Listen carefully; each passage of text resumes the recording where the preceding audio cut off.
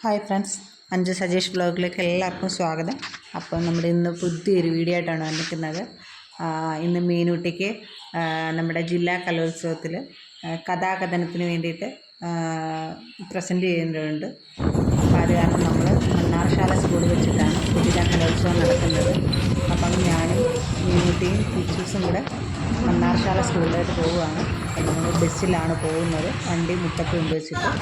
അപ്പം നമ്മുടെ മണ്ണാർശാല അമ്പലത്തിലൊക്കെ ഒന്ന് കയറിയിട്ട് പോകാമെന്ന് കരുതി. അങ്ങനെ ഞങ്ങൾ മണ്ണാർശാല അമ്പലത്തിലെത്തി. അവിടെ എല്ലാം തൊഴുത് കുറച്ച് നേരം അവിടെ എല്ലാം നടന്നു. അതായത് രാവിലെ 9 മണിക്ക് ആ പ്രോഗ്രാം തുടങ്ങുമെന്ന് പറഞ്ഞത്. അത് കഴിഞ്ഞപ്പോഴത്തേക്കിനാണ് പിന്നെ കുറച്ചും കൂടെ ലേറ്റ് ആവുമെന്ന് പറഞ്ഞത്. അങ്ങനെ ഞങ്ങൾ മണ്ണാർശാലയെല്ലാം തൊഴുത് കുറേ സമയം അവിടെ ഇരുന്ന് ട്ടൊക്കെയാണ് സ്കൂളിലോട്ട് പോയത്. ഒരുപാട് സമയമുള്ളത് കൊണ്ട് മണ്ണാർശാലയൊക്കെ നന്നായിട്ട് തൊഴാൻ പറ്റി. പിന്നെ കുറേ ഫോട്ടോസും കാര്യങ്ങളുമൊക്കെ കിച്ചു മീനും കൂടെ അവിടെ എല്ലാം നടന്നെടുക്കും. അപ്പോൾ കുറേ നാൾ കൂടിയിരുന്നാണ് മണ്ണാർശാല വീണ്ടും ഒന്ന് പോയത്. ഭയങ്കര ഫോട്ടോഷൂട്ടാണ്.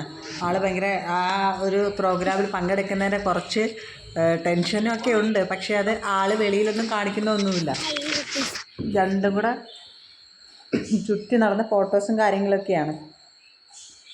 എനിക്ക് സത്യത്തിൽ ഭയങ്കര ടെൻഷനാണ്. ഇവളെങ്ങനെയാണ് അവിടെ ചെന്നിട്ടെല്ലാം നല്ലപോലെ പ്രസൻറ്റ് ചെയ്യുമോ എന്നൊക്കെയുള്ള ഭയങ്കര ടെൻഷനിലാണ് ഇരിക്കുന്നത്.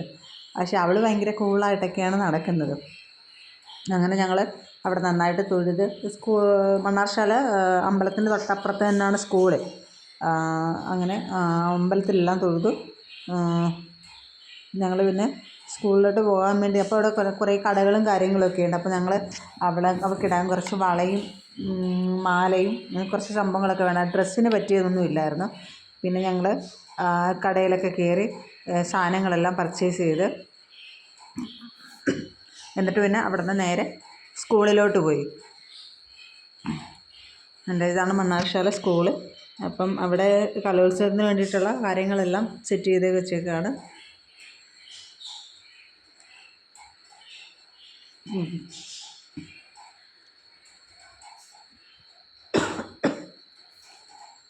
കിച്ചു അവിടെ എല്ലാം നടന്ന് ഓരോരോ ഫോട്ടോസും കാര്യങ്ങളൊക്കെ എടുക്കുക. കിച്ചുവിൻ്റെ മെയിൻ ഹോബി അതാണ്. അവൻ്റെ ഫോട്ടോ എടുക്കുന്നത് ഇഷ്ടമല്ല, അവന് ഫോട്ടോസൊക്കെ എടുക്കുന്നത് ഭയങ്കര ഇഷ്ടമാണ്. ഞങ്ങൾ പിന്നെ കുറേ സെൽഫിയൊക്കെ എടുത്ത് അവനൊന്നും നോക്കത്ത പോലുമില്ല. കുറേ കിടന്ന് ദേഷ്യപ്പെടുമ്പോഴാണ് ഫോട്ടോയ്ക്കൊന്ന് പോസ്റ്റ് ചെയ്യുന്നത്. മീനുവിന് അതേസമയം നേരെ ഓപ്പോസിറ്റാണ്. അവൾക്ക് ഫോട്ടോസൊക്കെ എടുക്കുന്നത് ഭയങ്കര ഇഷ്ടമാണ്. അവൾ ഏത് പോസിലും റെഡിയാണ്. ഞാൻ ആ ടൈമിലൊക്കെ ഇങ്ങനെ ഭയങ്കര ടെൻഷനിലിരിക്കുക, എങ്ങനെയായിരിക്കും ഇവൾ പ്രസൻറ്റ് ചെയ്യുക. കാരണം ഫസ്റ്റ് ടൈമാണ് ഇത്രയും വലിയൊരു വേദിയിൽ. അപ്പോൾ അവൾ എങ്ങനെ പ്രസൻറ്റ് ചെയ്യുമോ എന്നൊന്നും അറിയത്തില്ല.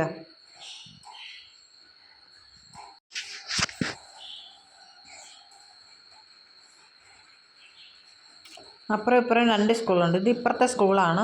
മീനിന് പക്ഷേ പ്രോഗ്രാം അപ്പുറത്തെ സ്കൂളിൽ വെച്ചായിരുന്നു. പക്ഷേ ഇവിടെ വെച്ചാണത് കരുതി ഞങ്ങളിവിടെ വന്നിരിക്കുമായിരുന്നു. പിന്നാണ് ടീച്ചർ വന്നപ്പം ഈ കാർഡ് കിട്ടി.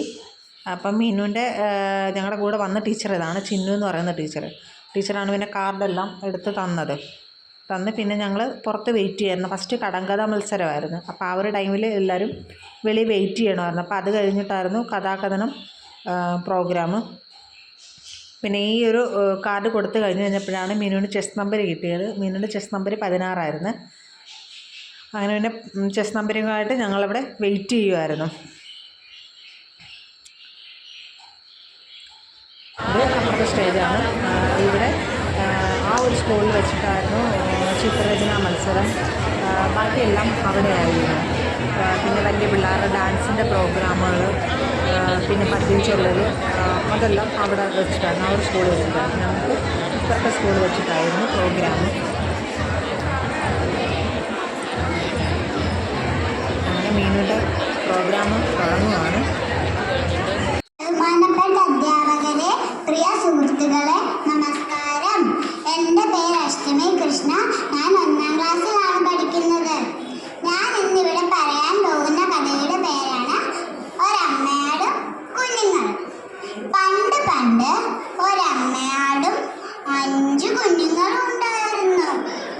ഒരു ദിവസം അമ്മയാട് തീറ്റ തേടാൻ പോവുകയായിരുന്നു. കുഞ്ഞുങ്ങളോട് പറഞ്ഞു, ആര് വന്ന് വിളിച്ചാലും വാതിൽ തുറക്കരുത്. ഞാൻ വന്ന് വിളിച്ചാൽ മാത്രം വാതിൽ തുറന്നാൽ മതി. കുഞ്ഞുങ്ങൾ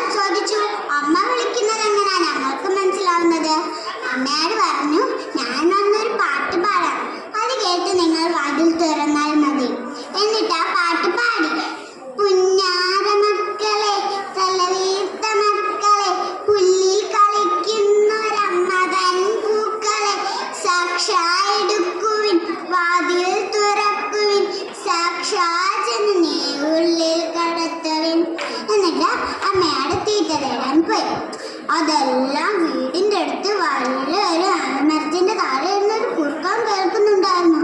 അമ്മയോട് പോയി കഴിഞ്ഞു കുറുക്കൻ വന്ന് ആ പാട്ട് പാടി. പുന്നാര മക്കളെ, തലവീർത്ത മക്കളെ, പുല്ലിൽ കളിക്കുന്നൊരമ്മ തൻ പൂക്കളെ, സാക്ഷായെടുക്കുവിൻ, വാതിൽ തുറക്കുവിൻ, സാക്ഷാ ജനനിയെ ഉള്ളിൽ കടത്തുവിൻ. കുഞ്ഞുങ്ങൾ സാക്ഷി എടുത്തു വാതിൽ തുറന്നു. കുറുക്കനെ കണ്ടതും കുഞ്ഞുങ്ങൾ പേടിച്ച് ചിതറി ഓടാൻ തുടങ്ങി. കുറുക്കൻ കുഞ്ഞുങ്ങളെല്ലാം പിടിച്ചുരുങ്ങി ദൂരെ ഓടിപ്പോയി. കുറച്ചു നേരം കഴിഞ്ഞ് കയ്യിൽ നിറയെ പലഹാരവുമായി അമ്മയോടെത്തി. എന്നിട്ട് പാട്ട് പാടി. പുന്നാര മക്കളെ, തലവീർത്ത മക്കളെ, പുല്ലിൽ കളിക്കുന്നൊരമ്മ തൻ പൂക്കളെ, സാക്ഷായെടുക്കുവിൻ, വാതിൽ തുറക്കുവിൻ, സാക്ഷാ ജനനിയെ ഉള്ളിൽ കടത്തുവിൻ. വാതിൽ തുറന്നില്ല. അമ്മയോട് കതവിൽ കൊട്ടി. വാതിൽ തുറന്നു. കുഞ്ഞുങ്ങളെ കാണാതെ അമ്മയോട് വിഷമിച്ചു. ചുറ്റിനും നോക്കി. കുഞ്ഞുങ്ങളെ കണ്ടില്ല. മരത്തിന്റെ താഴെ നിറയെ പുല്ലുകൾ ഉണ്ടായിരുന്നു. അതിൽ ചവിട്ടിയായിരുന്നു കുറുക്കൻ കയറിയത്. അതുകൊണ്ട് കുറുക്കന്റെ കാൽപ്പാട് നിലത്ത് പതിഞ്ഞിട്ടുണ്ടായിരുന്നു. അമ്മയാടിന് മനസ്സിലായി തന്റെ കുഞ്ഞുങ്ങളെ പിടിച്ച് തിന്നത് കുറുക്കനാണെന്ന്. അമ്മയാട് ആ കാൽപ്പാട് പിന്തുടർന്നു പോയി. കുറുക്കൻ ഇരിക്കുന്ന സ്ഥലം കണ്ടെത്തി. എന്നിട്ട് കുറുക്കനും കൂടി പോയി. അമ്മയോട് പുറകെ പോയി കുറുക്കനെ പിടിച്ച് കുത്തി. കുറുക്കൻ്റെ വയർ പൊളിഞ്ഞു. അങ്ങനെ കുഞ്ഞുങ്ങളെ എടുത്ത് അമ്മയാണ് കുഞ്ഞുങ്ങളെ ഓടി രക്ഷപ്പെട്ടു. കൂട്ടുകാരെ, നിങ്ങൾക്ക് ഈ കഥയിൽ നിന്ന് എന്താണ് മനസ്സിലായത്? നമ്മളെ ഏത് ആപത്തിൽ നിന്നും രക്ഷിക്കാൻ നമ്മുടെ അമ്മയും അച്ഛനും ഉണ്ട്. അതുകൊണ്ട് നമ്മൾ അമ്മയും അച്ഛനും പറയുന്നത് കേട്ട് വേണം പറയാൻ. നിങ്ങൾക്ക് ഈ കഥ ഇഷ്ടപ്പെട്ടോ? നന്ദി, നമസ്കാരം.